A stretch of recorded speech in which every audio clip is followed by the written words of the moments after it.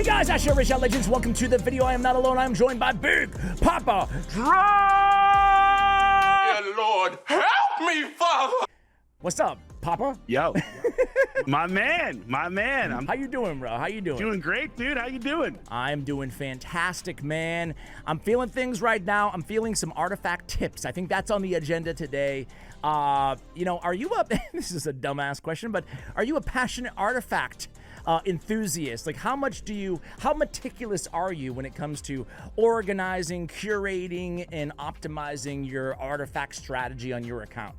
I am very passionate about artifacts. Honestly, I struggle with it. I'm not gonna lie, Ash. It consumes my daily thoughts because I am constantly at maximum in my mailbox and in my... So maybe you're not passionate then if you're at max. No.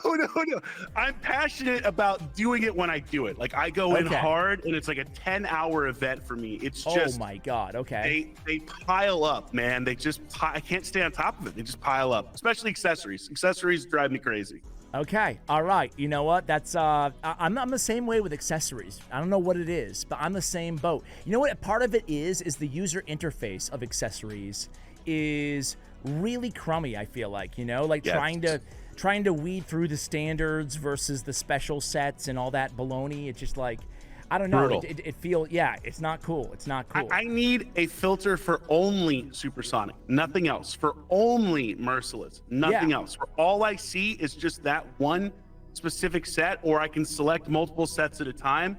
That's what I need more than anything. Please, player, if you see this video, I'm begging you, please give us a gear filter for accessories. Indeed, yeah, indeed. And my game crashed too, so that's fantastic. But you guys can enjoy the beautiful sunset desktop that I have in the background. Just me and Drock on vacation. We should really enjoy our youth while we have it.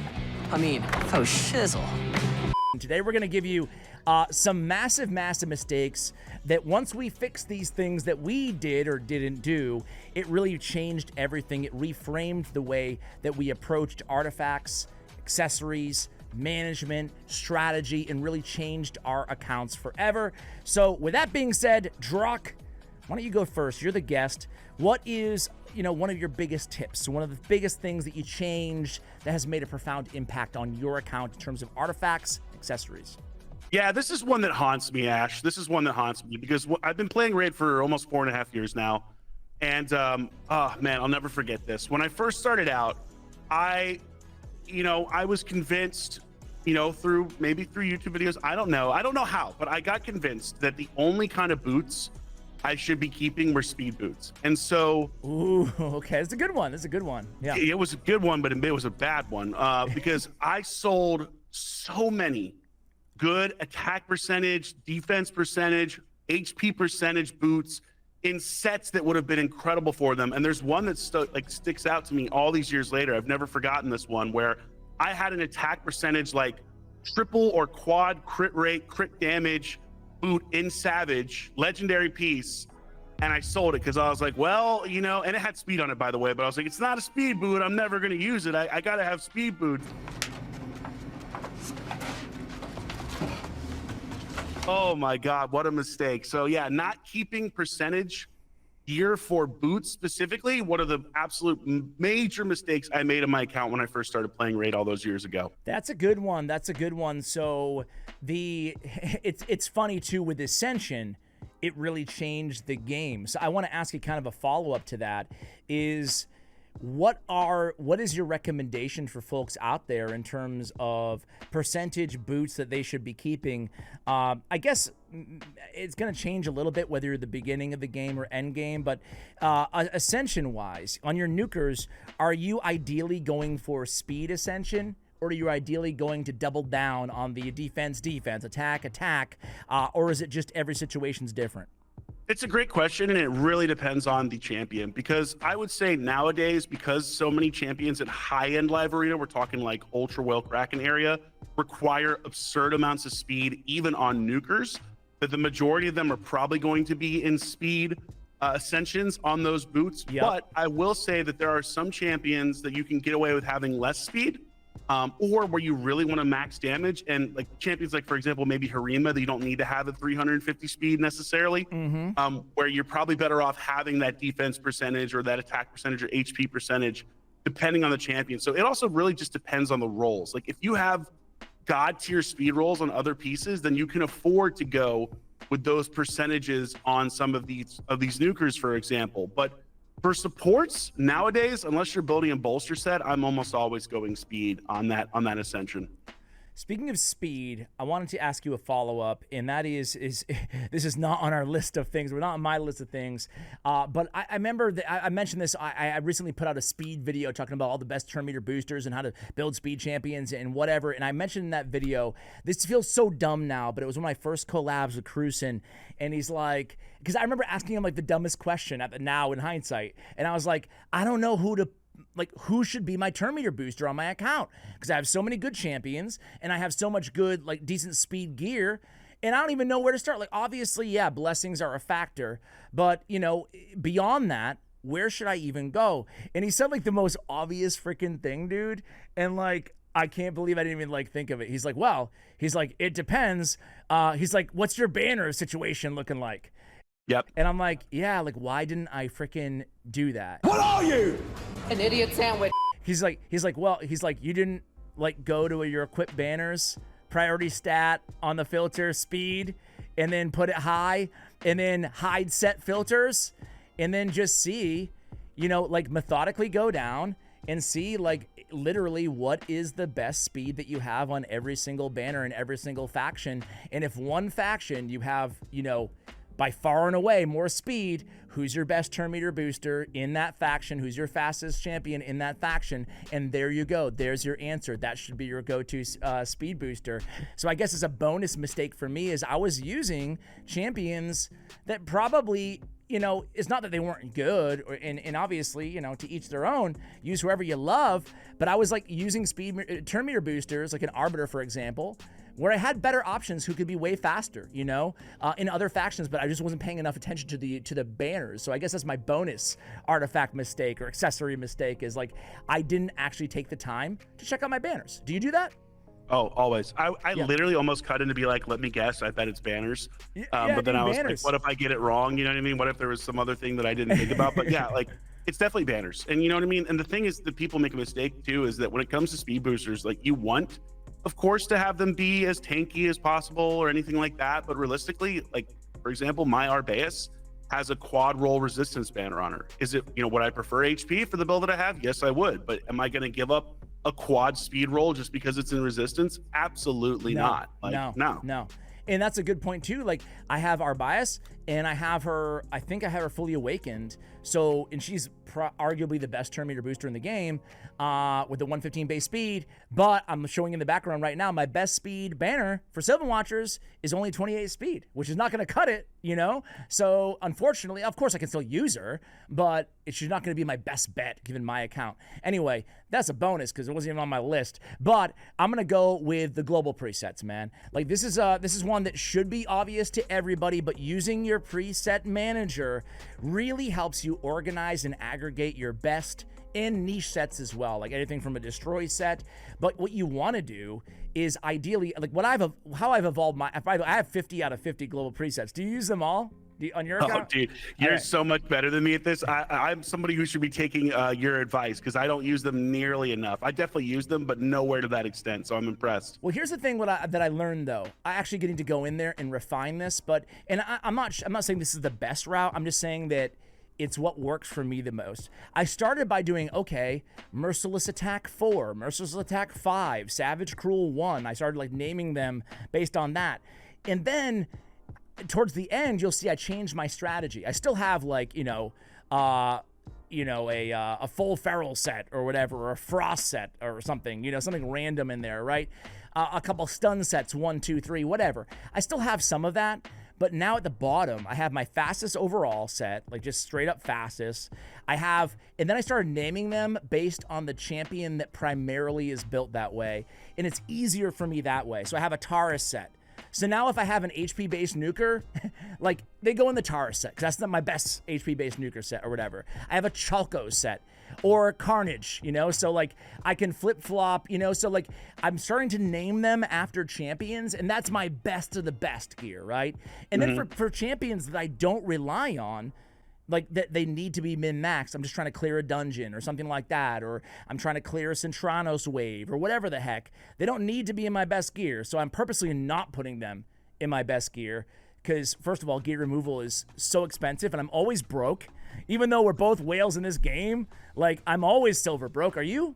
Bro, I'm like at 2 million right now. I'm super broke. I'm at 2 million too, man. So like I'm always broke, so it's so pricey. So anyway, that's what I do. I utilize this helps you aggregate and organize your best gear. And for me, it's just huge. It saves me so much time too, you know? Yeah, absolutely. I think that it's a very good way to do it. Funny enough, even though I haven't done as many as you, I do it the same way where I'm like, this is Stone Skin Savage Allah's. This is, Pinpoint Stone Skin Commodus or whatever it is. Like I'll try to get the champion name in there. Although I will say it's kind of tough because there's not enough like space for me to write out. I want to write all the whole detail and I can't do that. Right? Yeah. Yeah. You're always limited to so many characters. But yeah, I'm the same way. I know. They really limit you. They can't handle the more characters, man. They can't do it. All right, what's your next tip? All right, this is another mistake I made. And in my defense, I couldn't have known about this ahead of time, but it's changed how I approach the game afterwards, after this happened. But you guys might remember a couple years back, they decided to completely rework a bunch of gear sets in the game. And one of those gear sets that they reworked was Curse Gear, which prior to the rework was literally probably the worst set in the entire game. I mean, it was absolute trash. Well, I had a lot of good pieces in Curse Set, but I said to myself, man, I need gear space. Curse Set's terrible. I'm just going to sell them. And so I sold basically every single piece of Curse Gear that I had. And then sure enough, like 4 months later, they buffed it. And I just like, you gotta be kidding me. Like I literally just got rid of all of this gear that ended up being really good for Hydra. And so one of the big takeaways that I got from that is, and now it's like led to problems with me hoarding, but I also never want this to happen again, where if I get a really good piece, even in a bad set, like for example, Dazed. Yes. Yeah. How did we both know? Like That's our go-to. how'd you know? Dazed, one of the absolute worst sets in the game. I still will not sell it because you never know with Plarium. And the worst feeling in the world is you had a god tier piece in a bad set, and then suddenly out of nowhere they say, you know what? We want Dazed to be a really good set right now, and we're gonna buff the ever-living crap out of it. So I just never want that to happen to me again. So You better not tell a new wine. it has to be a good piece. It can't be like just mediocre. That's at least for my account. But yeah, if it's a good piece in a bad set, I'm keeping it just in case. Yeah, I'm the same way. Well, I'm not the same way, but like I have like some really good frenzy gear, like just random stuff out there, but that's a really good one, like not trashing really good gear in really bad sets. It's a good one. Plus now, too, with the 8-piece meta, so to speak, getting a 4-piece and a 4-piece reflex, merciless, stone skin, lethal, whatever, like it gives you that one random slot that you could use that one good piece for, right? In that 9th position. Yeah, I've done that, by the way, with HP percentage gloves. I have an HP percentage Dazed glove that's a quint roll on speed. Boom. And there you go, right? Yeah, so done deal. And that's another reason, too, as a bonus tip that you still want to roll up your crappy pieces. Like there's never a day that you should get a legendary Daze set with a speed roll and you don't at least give it a couple, 8 levels just to see, right? Yeah. Quad speed is quad speed or quint speed. You know what I mean? That's really hard to get. Indeed. Okay, my next is going to be basically an ore tip. The ore is what we use to recast our artifacts and accessories in the game. So my whole thing is, or rework, I should say, is it's very, very important to roll up sets or any pieces of gear from very hard to get sets or very good sets. I'm talking about the Supersonics of the world, the Stone Skins, Protections, the best sets in the game, right? Because if you get a trip roll on any good set, even if the artifact is crap, you should still roll it up, still keep it. Well, I shouldn't say keep it. Still roll it up, and then if it's a crap roll in a good set, you should rework it. You should rework it because it could be a trip speed roll, or a trip crit rate, just depending on the set, obviously, right? But mostly speed. So if you get a trip or, God, a quad, man, you're re-rolling that bad boy, and who knows, you might get lucky and it might turn to speed. It's happened to me before, but I've also, I've trashed a lot of gear without really even thinking about using my ore. I've gotten so much ore lately, dude. I don't even know what I did. I think it's like, was there a big ore thing? I didn't buy this ore. I have tons of it all of a sudden. How you getting the ore, man? Because I'm hurting. I need more ore, bro. I'm getting the plarium hookup, man. Plarium hookup, Supreme Club. That is blasphemous. I'm not in the Supreme Club. I don't know. But yeah, either way though, yeah, ore. How did I get all this damn ore? How much ore do you have? I have 31 legendaries, 6-star, and I have 5 6-star mythicals. What? Yeah. How did you get all this ore? I didn't buy gear. Did you buy it from the clan shop? Oh, that's what I did. So here's a little random side note, dude. That's exactly what I did, man. My clan, it's one of these things. When I started my old job in a different lifetime 20 years ago, 30 years ago now, God, I didn't use a vacation time because you could carry them over. And I didn't use one my first 3 years. I didn't take one vacation day. And then I had like endless vacation. It lasted me the next decade, you know? And that's what I did with the clan shop. I didn't spend any of my clan. I have 200,000. So now I just binge whenever the hell I see anything good, you know, from the clan shop. So yes, I buy ore, and that's what it was. I was binging. I got some ore back to back. Anyway, I digress. But that's my ore tip. Have you ever done that? Have you ever that's what you do, right? That is literally, I wish I had done it more often too. Like, so this is another example where we didn't know this was coming. And so you would have sold a lot of pieces prior to them introducing this. But even afterwards, I think one of the biggest things is like you just said, prioritizing the really good sets. Like I used to use ore on, for example, speed gear all the time, but you know what? It's a little easier to get speed gear than it is to get stone skin. Yes. And stone skin, super important for arena. Protection, extremely important for arena. You know, like you said, merciless, supersonic. You're definitely better off prioritizing those sets than you are other things most of the time, with the exception being if you have a true quad or quint roll in like a speed piece or divine speed. And like that's one of those moments where you say, you know what, I'm gonna go ahead and I'm gonna see what I can do. I think the other funny thing too with ore is a lot of times so you have 31 legendary pieces, but how many epic pieces of ore do you have? That's what I'm curious. Have you saved a bunch of there? I didn't know. We have 5 and 5.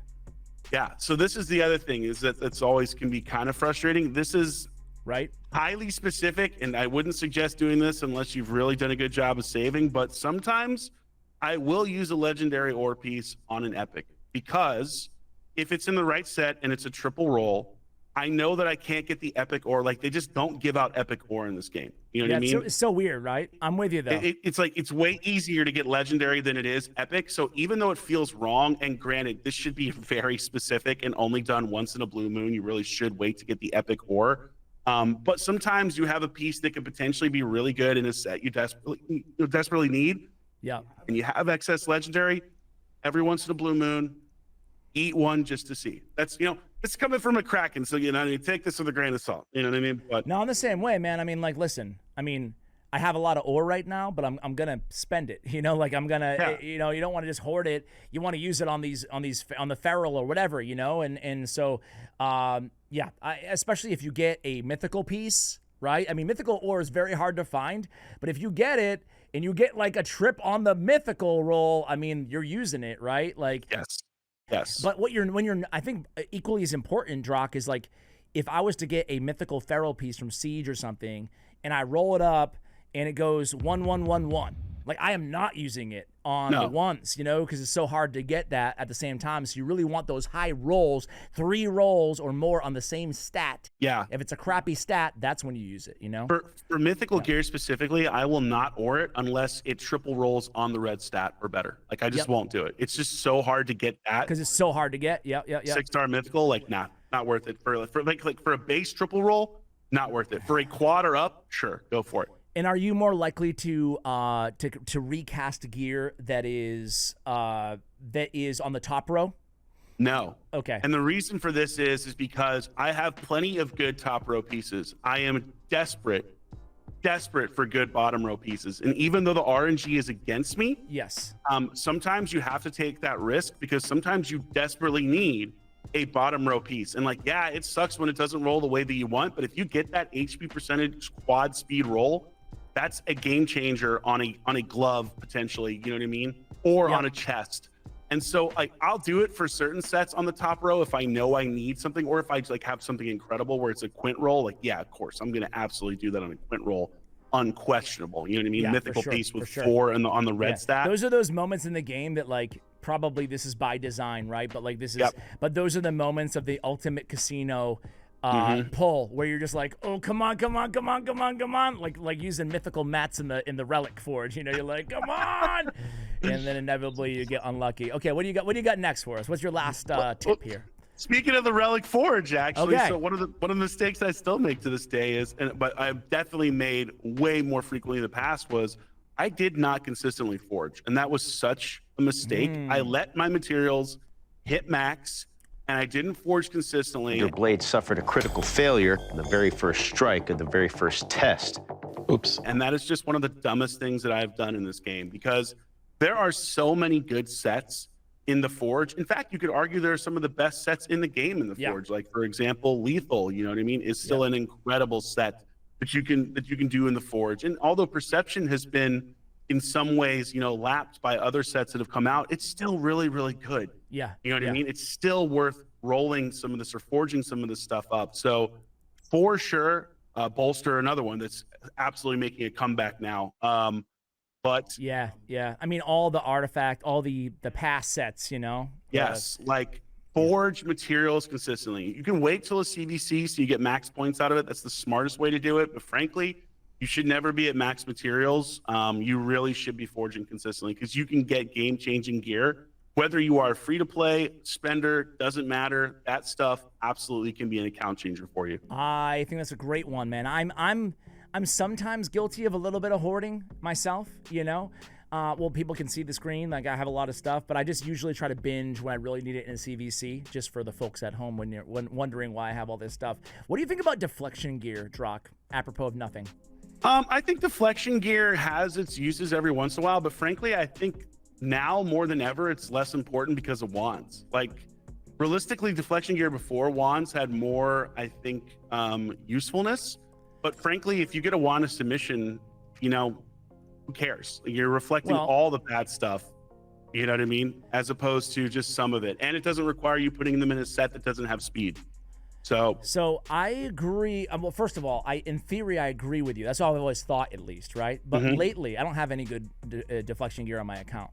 But lately, I've been thinking of why not put a wand and deflection and like stone skin on a supporty champion, and like, would that be a nice curveball, or do you think it's just not enough without the stats, as your point? You know, it can be a great curveball. I think you just have to put it on a champion that you're comfortable building slower, because if you're putting them in deflection gear, you're not hitting. Giving up so much speed. Yeah, like you're giving up a ton of speed, and as we know in arena, speed kills most of the time. Like, the person that goes first is typically going to win most of the time. But what I'll say is, like, there are quite a few counters to speed now in a way that there weren't before, whether it's protected buff, whether it's lightning cage, whether it's people doing massive bolster shields, which frankly are back now because of the prevalence of Marius.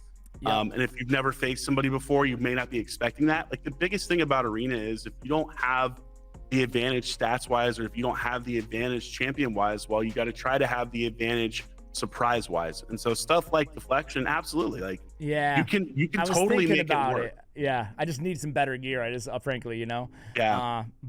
Okay, my last one is going to be this is one that I actually had a little chat with myself last night, right, about my account. I was getting in there looking to optimize some stuff, and kind of circling back, ending this video where we started this video, complaining about accessories. And I was looking at my accessories, and I'm chronically full on accessories. I've been doing a better job at keeping like a little bit of room in my artifacts, but my accessories are chronically overflowing, and it sucks because at this point, I feel like dungeons for endgame, I want to be stress endgame, are really fairly irrelevant, getting very close to. There's still some good sets that you're going to need, like stun sets and whatnot, but in Savage, they're very useful. Speed is still good, but listen, I mean, most of the good sets are all the 9 pieces now in this game, and I fear, unfortunately, the same really applies to Spider too now, which sucks because it's where you need to go to farm your silver. But I say all that to say that I had to make the really tough decision of selling almost all of my good standard pieces, like non-feral, supersonic, rebirth. I mean, look at what I have, guys. I've got more supersonic, merciless, stone cleaver, protection, cleansing, reaction, blood shield, slayer, rebirth, feral, like so many damn sets in this game now.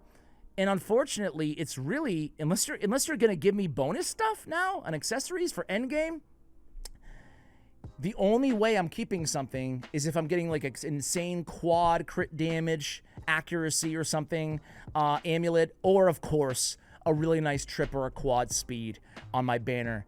And that's about it. You know, like now I'm basically looking to sell everything, which also goes into like the sunk cost fallacy, because I'm having to go in here and, well, this one kind of sucks, but I should have sold that a long time ago. But I'm having to go in here and sell stuff that I actually spent a lot of resources and sometimes like good glyphs to actually upgrade, you know, and I'm selling it all. So I think that I should have probably came to this decision a little bit sooner. The writing's been on the wall here. And instead of just cluttering up everything, and honestly, I'm sitting on really good accessories in my inbox that I could be using on champions in some cases, because I'm cluttered up with standard freaking accessories. So now, unfortunately, the state of the game is such that I feel like endgame players really have to get rid of everything standard eventually, you know, unless it's one of those great pieces. How do you feel about standard accessories? Completely agree. And so there's a couple things I want to talk about here too. Like the problem with accessories is they cost more to upgrade, right? That's why it's harder to manage them as well than artifacts, is the expense of trying to upgrade just to see if it's going to be a good piece is significantly higher than artifacts. And you're absolutely right. Like Spider is basically pointless now if you are an end game player, which is doubly tough because it is your normal source of silver relative to other dungeons. And you're like, oh, look, I got to hand it to Plarium. They found another way to monetize stuff, right? They took all the gear you might have farmed over 3 years and they basically made it irrelevant in the space of like one day when they introduced stuff like pinpoint, you know, into the game or the variable set. So smart business practice on their part, you know, kudos, well done.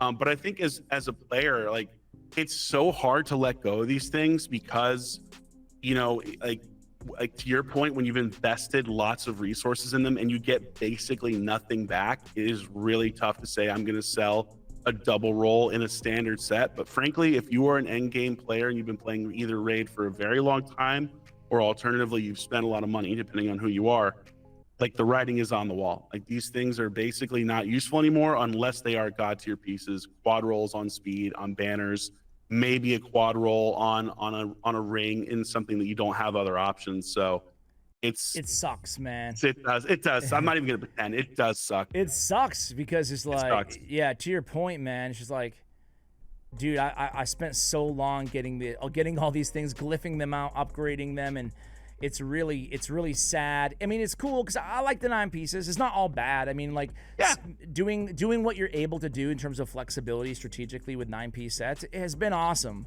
But man, I almost wish they would go in there, and obviously, you know, there's a whole nother topic for a whole nother video, but they need to do something about dungeons, don't you think? Or do you think they're just happy with relegating dungeons in terms of the rewards, just making it a mid-game thing? You know, I think, you know, this is such a great question, and it comes at the core of like what Raid Shadow Legends is 6 years in, right? Realistically, in terms of the tourneys that you do, it's the same thing pretty much that we did 6 years ago or 5 years ago. And I think to me, it's one of the biggest challenges in the game is that people, I feel, and I'm curious what the viewers think, and even what you think, of course, Ash, but I feel like people want a new experience, and or at the very least, they want whatever they're supposed to do for events to actually contribute to their account getting better or making progress. And look, if you are newer to the game, of course, doing a dungeon run or a campaign run or any of this stuff is going to make a massive improvement to your game. But if you've played for a long period of time, even if you are a lower spender, it's not necessarily going to do so. And so I would love to see them kind of reimagine some of this stuff, or improve the dungeons, or do something to make it worthwhile to throw a bunch of energy in there, because the RNG is already stacked against you as it is. But now with more variable sets coming into the game, there is less of a reason to farm some of these dungeons than ever before, with the exception of the event dungeon. And that's only available 3 months every 3 or 4 months. So yeah, it's like one of the biggest parts of the game I think they could really make an improvement on to make it more fun and more rewarding for players. I completely agree, man. I completely agree. Is it as simple as potentially just throwing in one really good set into each dungeon. Like, that seems like the Occam's razor here, the simplest is true, where, you know, now we can just get pinpoint gear in every dungeon or something like that, you know. It's also the lazy answer, you know. There could be a much more in-depth with, hey, there's nightmare difficulty, they have new powers, new artifacts introduced with it, blah blah blah blah. But like, is that all that really needs to happen, or are you of the mind they need to get into the dungeons and buff up all the artifacts again? Yeah, so this is such an interesting thing, because I think about this a lot, funny enough, but one of the things that I think I miss is the ability to farm for good gear. Like, realistically, you can't do that anymore to the same extent, because it's all RNG based off of you beating Cursed City stages or beating Hydra. Yep. Like, you're not really farming for gear the way that you typically do in this game. And honestly, there's something to be said about going into a dungeon, making a really fast team, being proud of and like, I'm not a PvE guy. Everybody knows this at this point. But there's, I think, a lot of appeal for people to say, like, oh yeah, my dragon team is 15 seconds, and dude, I got the sickest piece farming the other day out of it. Yeah. And that feeling of accomplishment of building those teams faster to make those dungeons go quicker, that's basically gone from the game, at least for end game players, other than just for bragging rights. Because, like, don't get me wrong, like, the Ultra Kraken whales will still dump a massive amount of energy into these dungeons, even, you know, just in the hopes of getting one good piece. But there's less and less of a reason to do so other than just inertia. And so I personally would love to see them go in there and start, you know, I don't know if you go so far as to be like all the variable sets are farmable, because that could make its own problems. But no, I wouldn't want to do all, and I'm not sure if I want to do even one. Honestly, I'm just throwing it out there. The you thing. know? I don't even know if you want to do one, but there has to be a way to find a middle ground here where the relevance of dungeons is more is frankly just more relevant. Because again, if you look at events that we do, it's the same events we've done for 5 or 6 years, and you know what? You do it because you get a fusion, hopefully a game-changing one, probably not the one right now. But if you don't get the fusion, you at least get something really useful and valuable out of it. And for ultra endgame players or people that have been in the game a long time, there's less and less and less of a reward for doing those things. So, and that's not even tackling the fact that Plarium has raised the points of some of these things over the time as well. So they make it harder on top of that. They could do all kinds of things, though, to your point, man. Like, I mean, again, this is a whole nother video for a whole nother day, but like, you know, think about all the social things they could do in this game. You know, like, we could have an inter-clan competition, you know, depending on your clan level and activity or whatever, in terms of the rewards or whatever. But there could be something like the most, you know, the best dungeon times or the best most dungeon battles won for each specific dungeon gives you like a mythical chest at the end of each, you know, the winner in the clan, you know. Like, I think that there's got to be something, there's a lot of things that we can do to promote different areas of the games through just clan competition, you know, community-based stuff in the clan. They give chests for live arena, or rather for classic arena now, you know, gear chests. They give gear chests for live arena, random gear chests. So they can give gear chests for all kinds of like little things to make things a little bit sweeter. But you always have to give your 2 cents. Anyway, that's maybe our next video is how to fix gear in dungeons. But these have been our artifact and accessory mistakes, tips, and just strategies that have changed everything for our accounts. Drog, thanks again for coming on, man. Always love having you on, obviously. Dude, a pleasure as always, Ash, and thank you so much for having me. Of course, guys, go check out Big Papa Drock's YouTube channel. He's got a lot of good content, including a video, in case you missed it, that we did talking about the worst legendaries or mythical. What was that? Just worth champions? I forgot. I was basically like, please buff these champions, Plarium. Please buff. Begging you. Yeah, another one of those videos. But this one was better than average. Trust me, guys. I'll have it linked in the description below, along with Drock's YouTube channel. Thanks for watching till the end. Much love, and as always, take care, guys.